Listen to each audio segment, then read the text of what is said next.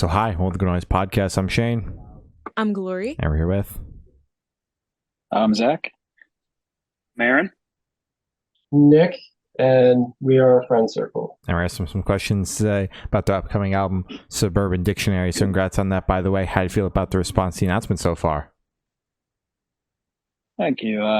Feel pretty excited. I almost can't believe that we finally announced it because we started the project I think at this point last year, even before that. So it almost feels surreal.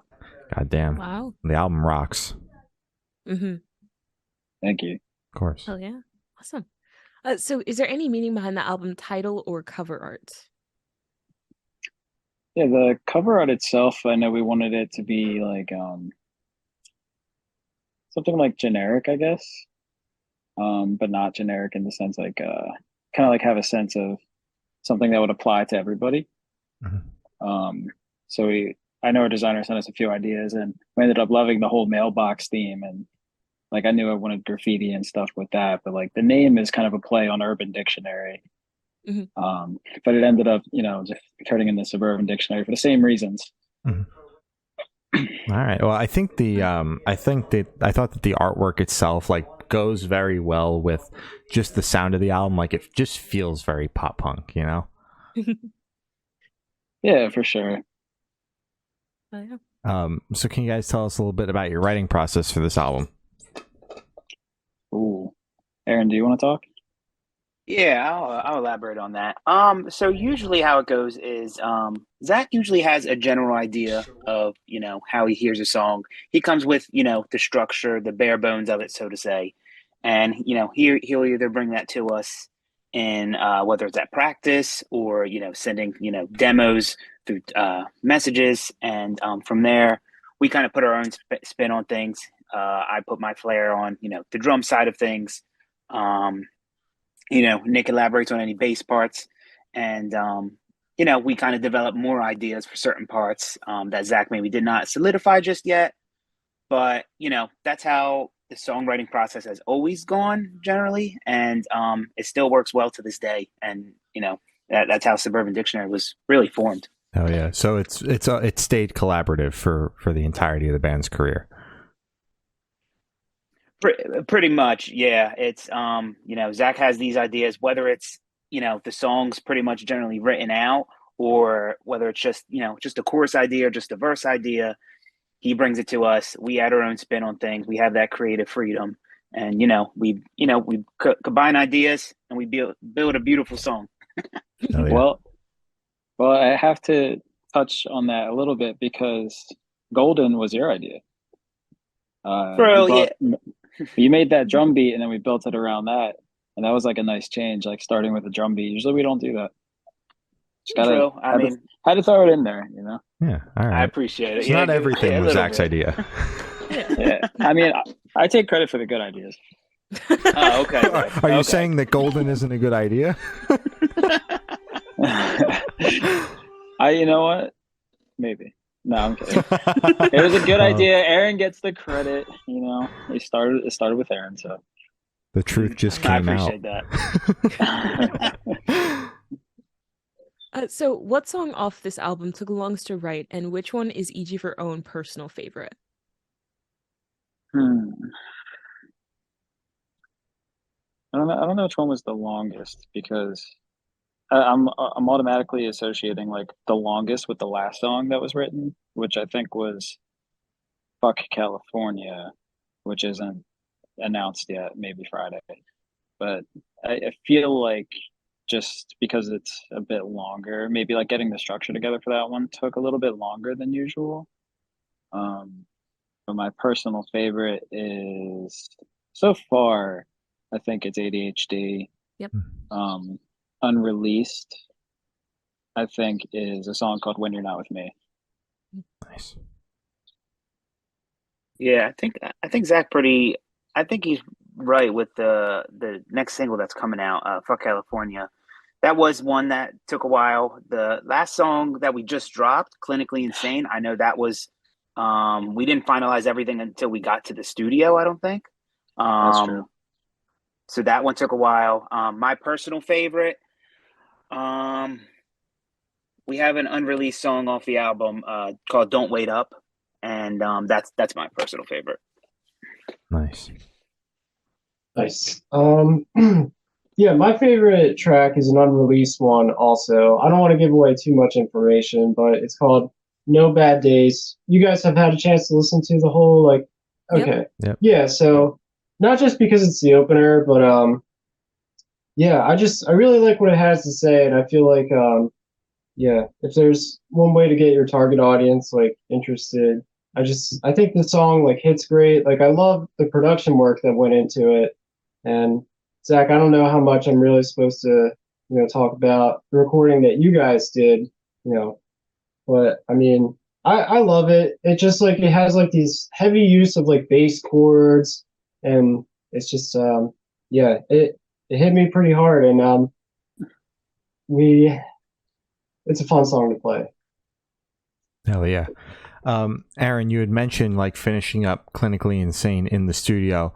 Did that happen for multiple songs on the record, or was like that the only one where it was like down to the wire in the studio? There were a couple ideas, like small changes or transitions in songs that we didn't solidify. That our producer that we worked with, Tyler Sky, he helped us finalize some things. But I think Clinically Insane, there was a chunk of that song. I think we had the chorus down. There were certain sections that we had to break it down just so I know what we wanted from a drum perspective. And, what Zach was kind of thinking, what the song sounded like. So that song was probably the most not complete, you know Okay. what I'm saying, when we hit the studio in Nashville. Okay. And going into the studio, like with an idea that isn't fully fleshed out, like trying to flesh it out in the studio, did that like add pressure onto the process for you guys? I don't think so, because I think we had such a good outline. Like we knew what was gonna happen. Like for me, it was like a lot of vocal stuff, like verse two. I was trying to like plug in words here and there. Even with like "Fuck California," it was the same with the bridge. But like, I almost feel like I do better under pressure sometimes. So being in that moment, I can like immediately hash it out, and I'm not like distracted by anything. Like, I'm not at work. I don't have to worry about this or that or like anything. I'm just in the studio, and it's like, okay, what can I do to make it work in the moment? Okay, makes Sure. sense. Yeah, and I think also, just to touch on that, I think it gives Zach a different perspective, being in, we were in a whole different state, a whole different time zone. We were working with our close friend Tyler, like I mentioned, creative ideas bouncing back and forth. You get different influences that way, being in a different headspace from when Zach was writing all these songs in, our hometown of Jersey. So So how'd the track list for the album come about? Did you guys write the opener be the opener, close be a closer, did you shuffle around and see what fits? What was that process like? Oh man, like I feel like a lot of these songs, like there was like four or five of them that I'd written at one time, like ADHD, No Chill. There's a song called Kids, and like those came about first for sure. And then like everything else just kind of fell into place. And like usually what I'll do is I'll make like a huge list of songs that are potentials and then some that I know I definitely want. And then like I'll kind of narrow it down. And I'm almost like acting like my own critic, I guess, or like, which songs do I think flow better together? Which songs do I think sound better? Which are some ideas that are more developed and maybe less developed. So I think like I know there's like a couple songs we ended up doing rewrites on too with this album. So I guess like a more direct question answer to the question would be I don't know. I don't know how else to say it other than that. It's like it's not always such a cut and dry process, I guess. Like it's always like narrowed down. Like I'll present an idea to Aaron too, and I'll say like, okay, I want these songs, and he'll look at me and say, that's gonna change. Like it's gonna change next week. It's gonna change a month from now. He's right 100% of the, well, 99% of the time. But yeah. All right. Perfect.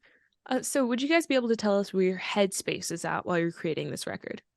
I think, I mean, it was unfamiliar territory because as we were, writing the songs and finalizing songs, we were in a different space that we've never been before. Yeah. We just changed our lineup a bit. There was little pressure that way because, of course, when we decided we still want to, release new music with our lineup change, there's a little bit of added pressure to that. You still want to hold true to yourself and release the best music. And we're not backing down from any challenge. So that's where I was, mentally. Just trying to still put our best foot forth, forward, and that's from personally my mindset. Yeah, that's valid. I felt the same way too. Like okay, we have to push a little bit harder, maybe work harder in different areas. Like I look at this album as like the pandemic album for us, even though we put out Internet Noise during the pandemic. A lot of these songs were written during the pandemic. So I think like naturally, like even lyrically, you can hear like my headspace is a little more fucked in this. Like it's a lot more open and honest, and like there's a lot of shit that's like my mental health is like on a different level than it normally is. And I'm like I feel like more comfortable saying that on the other side of it. But like there were many a days where I was just like, I just need to write a fucking song today because like I was just in that mood. Yeah. Makes sense.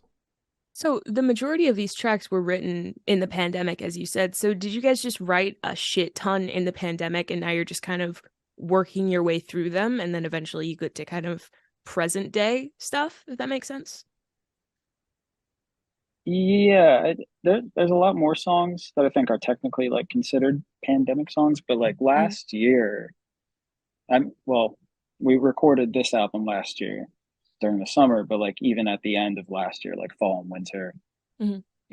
I always try to write music. Like I can't see my life being like where I'm not writing music. So even if like I have like 30 shit ideas and I come up with one good song in the batch of it, like you might only hear like one or two, but there's always something that's kind of in the works. So I guess like technically there are more pandemic songs, but it doesn't feel like pandemic songs. I guess maybe because it's more towards the tail end of it.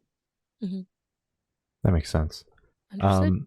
So how do you recommend your fans to listen to this album for the first time? Should they do it in the car with friends and dark with headphones on? Is a workout album, party album? What do you guys personally recommend?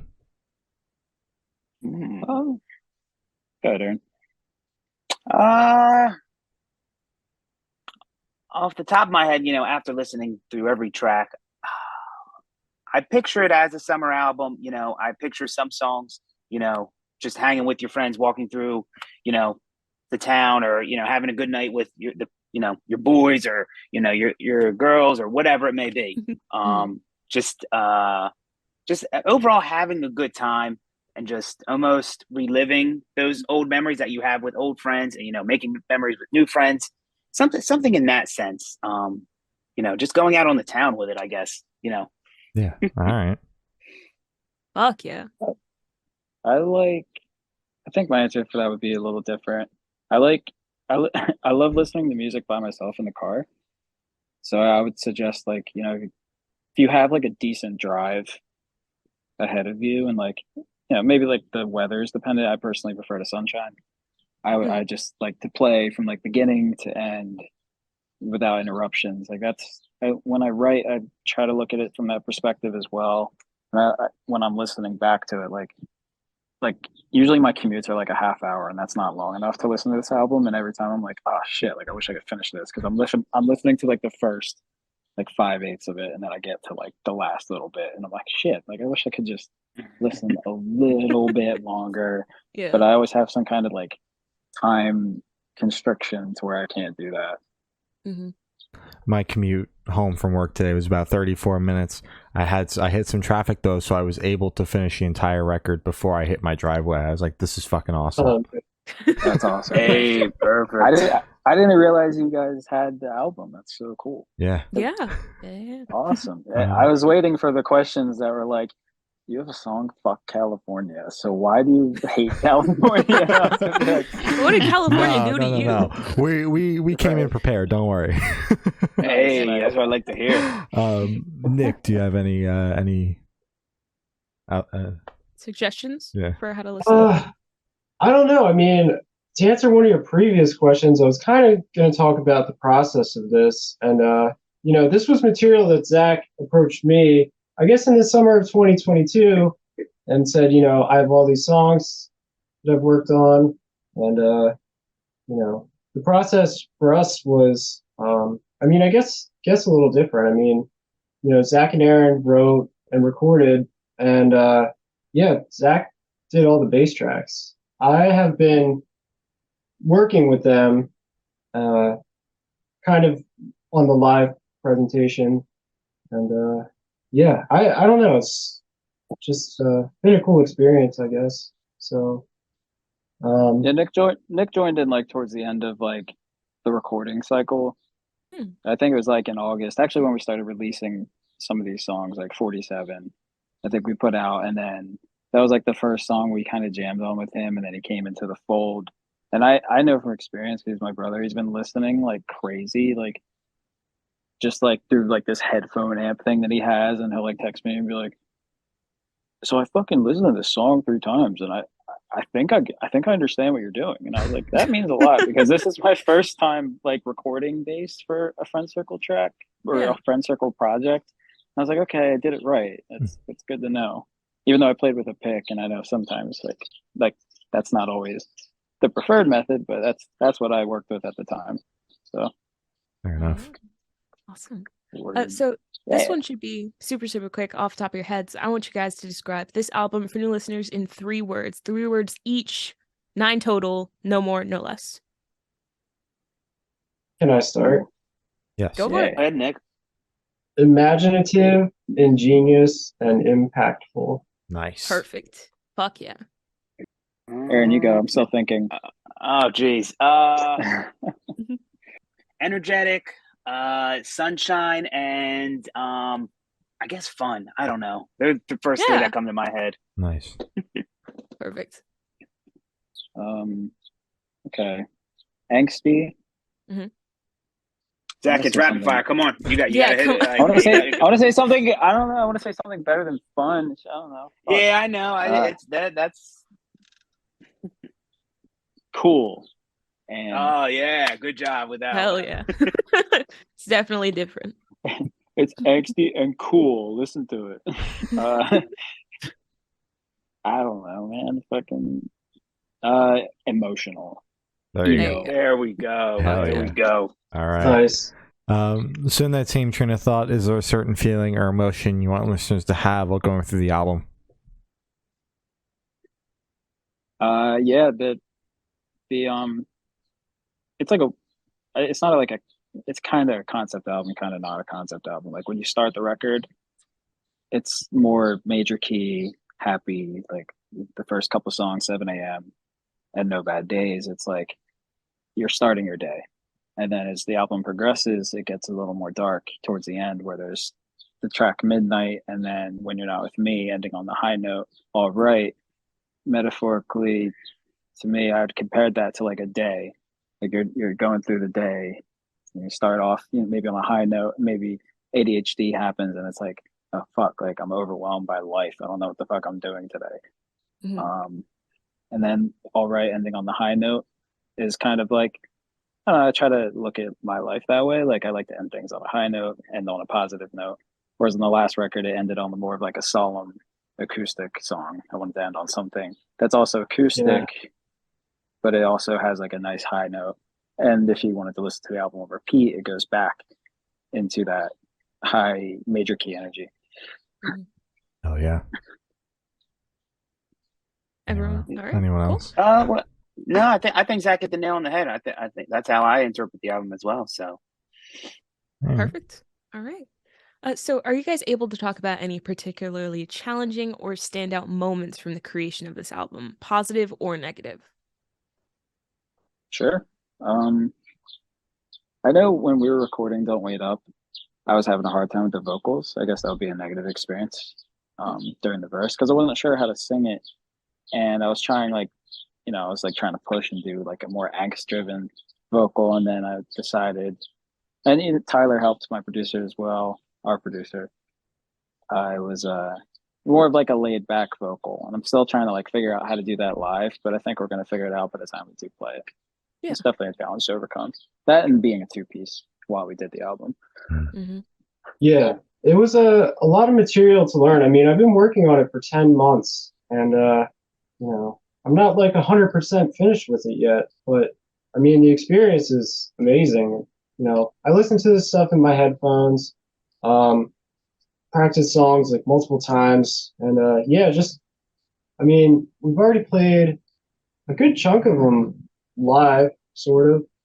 So yeah, Like the I ones guess that are out, yeah. yeah, yeah, it's been challenging, a lot of work, but very rewarding, I guess I would say. Hell yeah. Aaron, anything from you? Yeah, I mean, from the creative side of things, like I mentioned earlier, us being in a studio and only doing that, for the few weeks that we were recording music, it was our first time being in that element. So that was a different space, just living, breathing, and recording your music. It was fun in a sense, but almost nerve wracking in a way. And then when I mentioned, clinically insane being half written, I'm the type of person that I like to know what I'm doing going into something. I like a full schedule layout. And not knowing what some of my drum parts was scary in a sense, but like it's it's funny. Everything's going to be all right, just like how the song is in the at the ending of the album. And it worked out to be all right. So Hell yeah. Oh yeah. So for this question, I want you to picture you're on tour. You're at a gas station for a rest stop. What is your snack of choice? Ooh, good question. For me, it depends if I'm on my healthy kick. If I'm on my I have my times where I'm trying to eat healthy, and I know that's nearly impossible being on tour.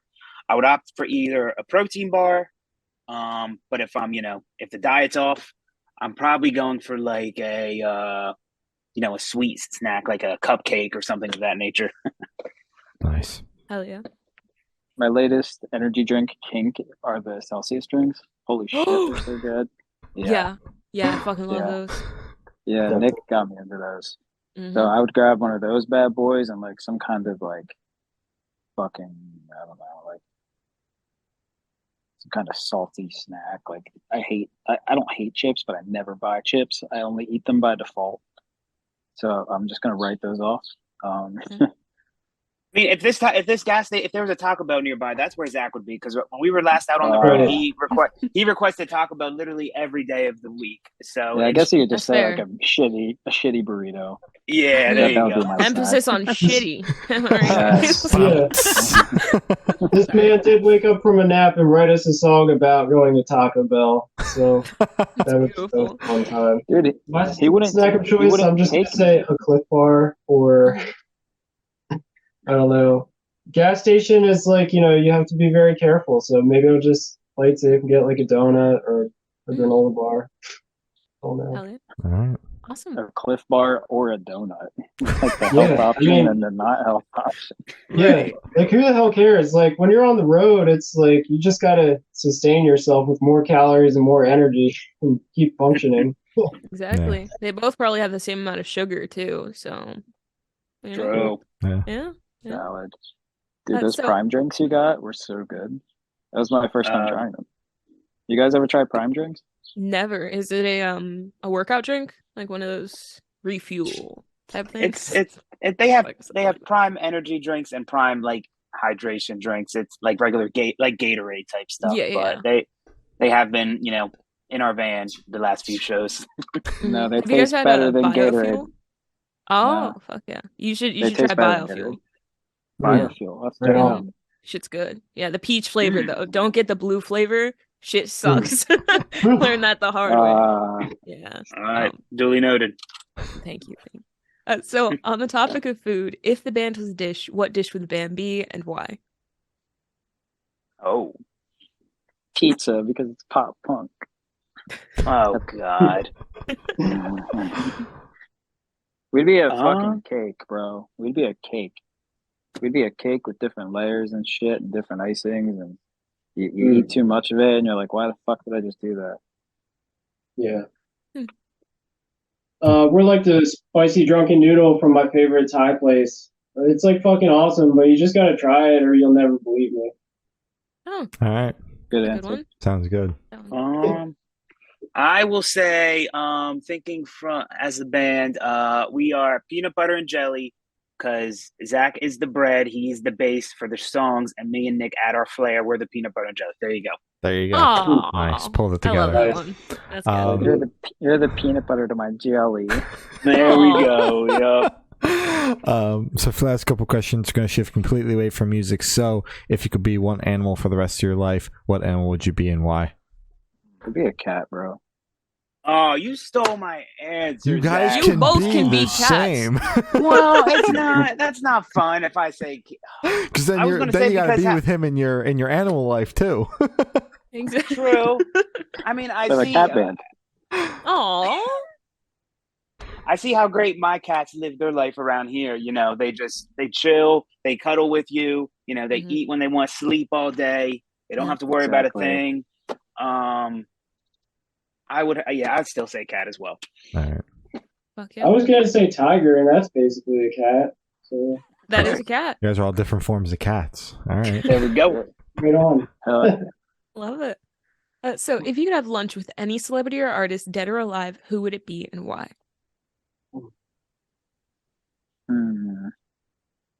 Kurt Cobain, Fuck yeah. because I just want to talk to him, see like what his mind's like in person. I mean, I get it's like there's so many like televised things that he did, which is cool. So you kind of get like a peek into his mind, but I also just want to talk to him. I guess one of my all-time favorite bands, and the album that I've been listening to a lot lately, Fall Out Boy's new album. I would love to sit down with them, you know, just talking about their rise to success, you know, from being the typical local pop punk band, you know, this huge, massive band playing arenas now. I would just love to pick their minds in that sense. So I'd say Fall Out Boy. Oh yeah. Their new album bumps. Mhm. Yes. Thank you. Yes, it does. Yeah, I'm gonna go Jimi Hendrix. Just eat lunch with him and talk to him about not really guitar stuff, but I think he had a pretty interesting life before he became a successful like popular music guy. And I would just ask him like what it was like. You know, I think he played in the U.S. a whole lot, and never really got discovered until he went like overseas, if I'm not mistaken, and then played with like different bands and whatnot. You know, he's always been on my list. Oh yeah. All right. So for this last question, boom, you're on a desert island. You can bring one movie, one album, and one person. Who and what are you bringing? If I bring Aaron, you can bring Nick, and we can have our band still. Just saying. There we go. Aw. There's that. I like it. Nice. So does that mean one of us gets to bring a fourth person?